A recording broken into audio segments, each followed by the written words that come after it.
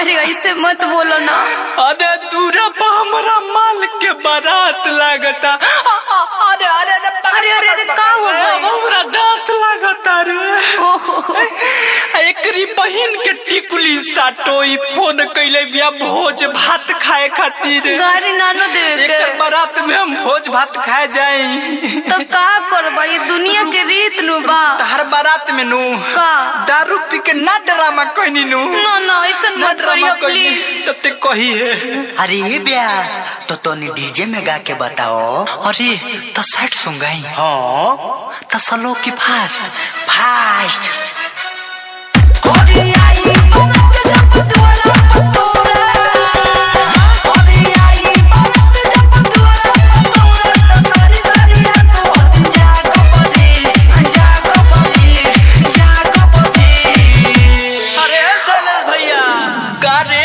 तो जाग जाग के का करब मर दे तनी दिल खोल के बताओ। अरे सुना अरे जा हम दारू पी पी के तोरा बारात में नाचब रे। सुना अरे जा हम दारू पी पी के तोरा बारात में नाचब रे। अरे सुन ना सुन सुन सुन मोटरसाइकिल काल तो अब हमरा बर्दाश्त नहीं खे उतरे। सुन ना चल निकल जल्दी कर। ना ना ना हमरा घरे मत हम बाबूजी भी घर नहीं बारे। अरे हम अपन बाबू से जब डरेबे ना करनी तो हर बाबूजी को प्रधानमंत्री हो ना। अरे चल निकाल स्टार्ट कर। ना ना ना बिल्कुल ना।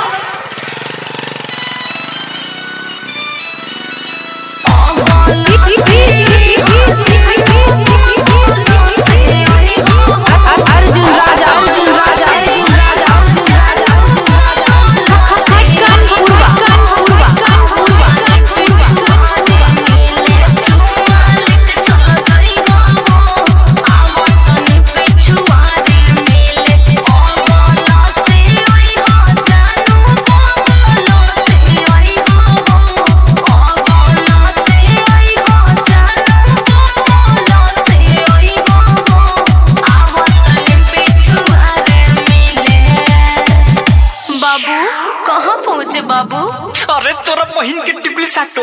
तू लागत के चैन से मुंह तो ना देबे। ऐसे मत बोलो ना। रुक जो आ गनी रुक जो।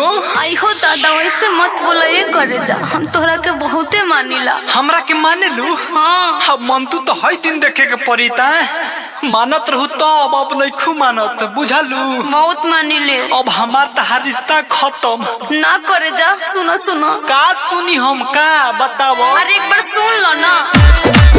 अरे आज रहो लो सुनो कल हो रहो। अरे आज रहो लो सुनो कल हो रहो। साथे भइलो पर तू ही भतार रहो। साथे भइलो पर तू ही भतार रहो। अरे आज रहो लो सुनो कल हो रहो। अरे आज रहो लो सुनो कल हो रहो। साथे भइलो पर तू ही भतार रहो। साथे भइलो पर तू ही भतार रहो। देखो हम तुम्हारे तरह धोखेबाज नहीं है ठीक ना। का? हम किसी को धोखा नहीं देते ठीक। अच्छा। धोखेबाज नहीं तो अब जा रही हो ना। लो सुनते जाओ मेरा ये बात। क्या